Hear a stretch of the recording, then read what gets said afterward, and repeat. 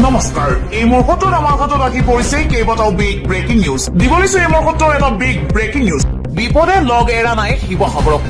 আকৌ শিৱসাগৰত পুৰাপুৰি সোমাইছে পানী প্ৰচণ্ড বৰষুণৰ পিছতে জলমগ্ন হৈ পৰিছে শিৱসাগৰ চহৰ নিৰ্মীয়মান 4 লেনযুক্ত ৰাষ্ট্ৰীয় ঘাইপথ হৈ পৰিছে অভিশাপ নিৰ্মাণ কাৰ্যত হোৱা অপৰিকল্পনাৰ ফল ভুগিছে শিৱসাগৰবাসীয়ে চৰকাৰী কাৰ্যালয় থানা বাসগৃহত আকৌ বানৰ তাণ্ডৱ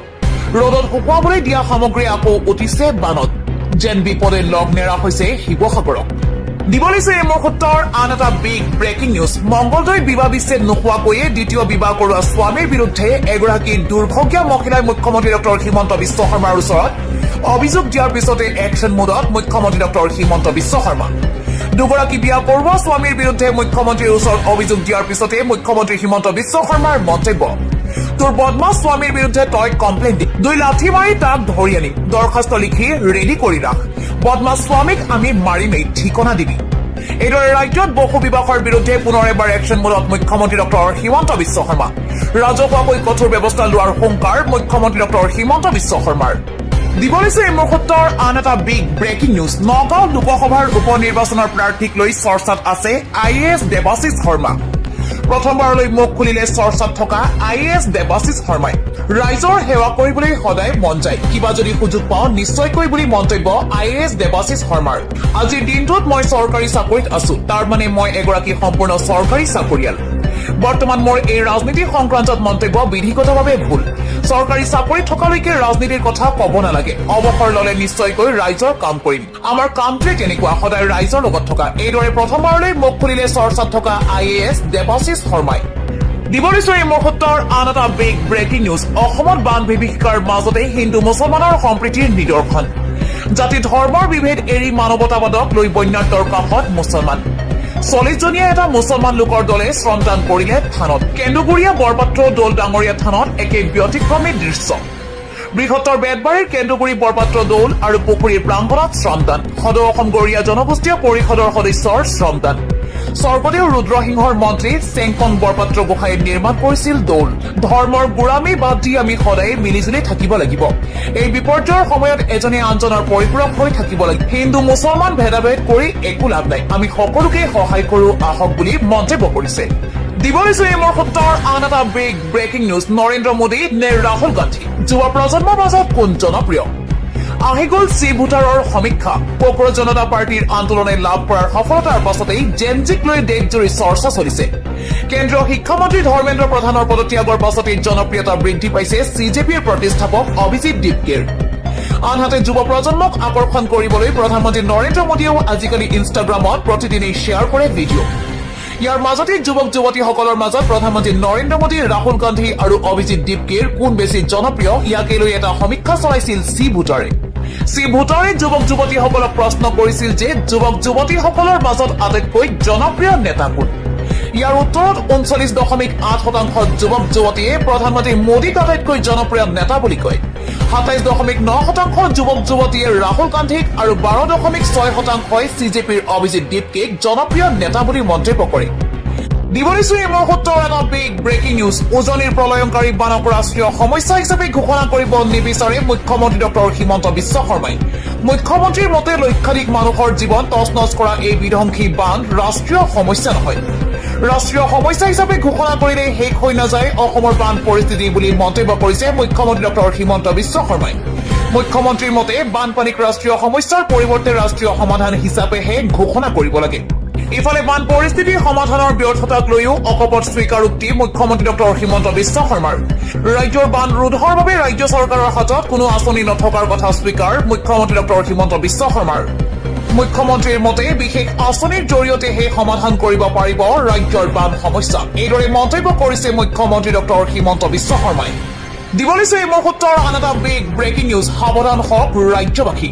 ৰাজ্যত পুনৰ ভয়াৱহ বান পৰিস্থিতি উদ্ভৱ হোৱাৰ আশংকা আজিৰে পৰা অনাগত 4টা দিনলৈ সতৰ্কবাণী জাৰি কৰা হৈছে বতৰ বিজ্ঞান কেন্দ্ৰৰ তৰফৰ পৰা 12 আগষ্ট পৰ্যন্ত এলাৰ্ট জাৰি কৰা হৈছে বতৰ বিজ্ঞান কেন্দ্ৰৰ তৰফৰ পৰা আগন্তুক 24 ঘণ্টালৈ বৰষুণ বজ্ৰপাতৰ এলাৰ্ট জাৰি কৰা হৈছে বিশেষ কাম নাথাকিলে নোলাব ঘৰৰ পৰা অতি জৰুৰী কাম নাথাকিলে ঘৰৰ পৰা নোলাবলৈ পৰামৰ্শ দিয়া হৈছে বতৰ বিজ্ঞান কেন্দ্ৰৰ তৰফৰ পৰা ৰাজ্যৰ 25খন জিলাৰ বাসিন্দাক লৈ সজাগ হৈ থকাৰ আহ্বান জনাইছে বতৰ বিজ্ঞান কেন্দ্ৰই। ধুবুৰী, দক্ষিণ হালমাৰা, মানকাছাৰ, গোৱালপাৰা, কোকৰাঝাৰ, বাক্সা, বঙাইগাঁও, বজালী, তামুলপুৰ, নলবাৰী, কামৰূপ মেট্ৰ, দৰং, ওদালগুৰি, মৰিগাঁও, হোজাই, নগাঁও, কাৰ্বি আংলং, গোলাঘাট, শোণিতপুৰ, বিশ্বনাথ, লখিমপুৰ, ধেমাজি, যোৰহাট, মাজুলী, শিৱসাগৰ, চৰাইদেউ, ডিব্ৰুগড়, তিনিচুকীয়া, কাছাৰ জিলাত হাই এলাৰ্ট জাৰি কৰিছে বতৰ বিজ্ঞান কেন্দ্ৰই। দিবলৈছে এই মুহূৰ্তৰ আন এটা বিগ ব্ৰেকিং নিউজ। 95 জন মানুহ মৰাৰ 15 দিন পিছতো কেন্দ্ৰীয় নেতা আহিবলৈ সময় নাই। নিৰ্বাচনত সপ্তাহত দুবাৰকৈ অহা প্ৰধানমন্ত্ৰী নৰেন্দ্ৰ মোদী আৰু গৃহমন্ত্ৰী অমিত শ্বাহৰ এতিয়া খবৰ নাই। প্ৰধানমন্ত্ৰী নৰেন্দ্ৰ মোদীয়ে বেলেগ ৰাজ্যত গৈ নাচনীৰ স্বাগতম ল'বলৈ সময় আছে, কিন্তু অসমৰ বানৰ দুৰ্যোগৰ সময়ত এবাৰো অসমলৈ আহিবলৈ সময় নাই। গুজৰাটত যে বানপানী হলেই নৰেন্দ্ৰ মোদীয়ে ঢপলিয়াই যায়, অসমলৈ কিয় নাহে? অসমৰ দুৰ্যোগৰ সময়ত কেন্দ্ৰৰ আত্মীয়তাৰ যি অভাৱ ইতিহাসে সদায় মনত ৰাখিব। অসমক লৈ কেন্দ্ৰীয় নেতাৰ যি স্থিতি, সেয়া অসমৰ ৰাইজে ইতিহাসে সদায় মনত ৰাখিব। ৰাইজে বানাক্ৰান্তক সাহায্য নিদিলে অনাহাৰে, অনিদ্ৰাৰে আৰু মানুহৰ মৃত্যু হলহেঁতেন। বানৰ দুৰ্যোগত কেন্দ্ৰ চৰকাৰৰ স্থিতিক লৈ এইদৰে গৰজি উঠিল আছুৰ সভাপতি উৎপল শৰ্মা। দিবলৈছে এই মুহূৰ্তৰ আন এটা বিগ ব্ৰেকিং নিউজ। নিষিদ্ধ বিদ্ৰোহী সংগঠন সংযুক্ত মুক্তি বাহিনী আলফা স্বাধীনে এক বিবৃতিযোগে অসমৰ শেহতীয়া বান দুৰ্যোগত ক্ষতিগ্ৰস্ত অঞ্চলসমূহৰ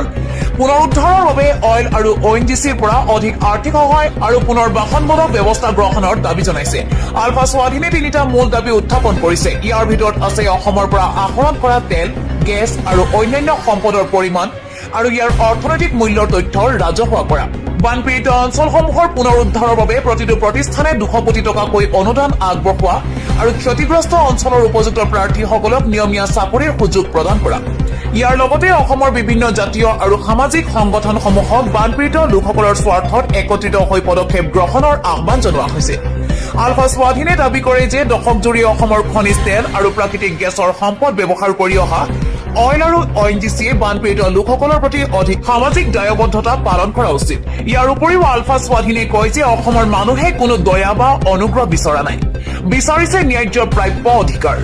যি অঞ্চলৰ সম্পদে দীৰ্ঘদিন ধৰি ৰাষ্ট্ৰীয় সমৃদ্ধিত অৰিহণা যোগাইছে, সেই অঞ্চলৰ বেদনাৰ গভীৰতাক উপলব্ধি নকৰি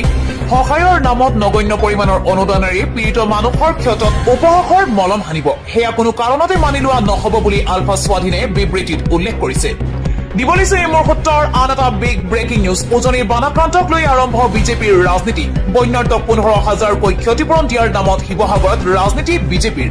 প্ৰকৃত বন্যাৰ্তৰ পৰিৱৰ্তে বাছি বাছি বিজেপিৰ লোকক 15,000 টকা দিয়াৰ অভিযোগ বিজেপিৰ বিৰুদ্ধে। মন্ত্ৰী বিমল বৰা আৰু শিৱসাগৰ জিলাৰ আয়ুক্তৰ বিৰুদ্ধে বানপীড়িতৰ লগত ৰাজনীতি কৰাৰ অভিযোগ উত্থাপন কৰিছে বানপীড়িত ৰাইজে। জিলা আয়ুক্তৰ বিৰুদ্ধে বিজেপিৰ নেতা মন্ত্ৰীৰ নিৰ্দেশত কাম কৰাৰ অভিযোগ বানাক্ৰান্তৰ ৰাইজৰ। ইফালে মুখ্যমন্ত্ৰী বিজেপিৰ লোভ লালসাৰ বাবে সৰ্বসাধাৰণ ৰাইজে সমস্যাত ভোগাৰ অভিযোগ ৰাইজৰ দলৰ। নাগালেণ্ডত কয়লা খনন, শিল বালি খননৰ পৰিণাম শিৱসাগৰৰ ৰাইজে ভুগিছে বুলি অভিযোগ ৰাইজৰ দলৰ। ইফালে জিলা আয়ুক্তৰ কাৰ্যালয়ৰ সন্মুখত 15,000 টকাৰ পৰা বঞ্চিত বানাক্ৰান্তৰ তীব্ৰ প্ৰতিবাদ। ৰাইজৰ দলৰ নেতৃত্বত জিলা আয়ুক্তৰ কাৰ্যালয় ঘেৰাও ভুক্তভোগীৰ।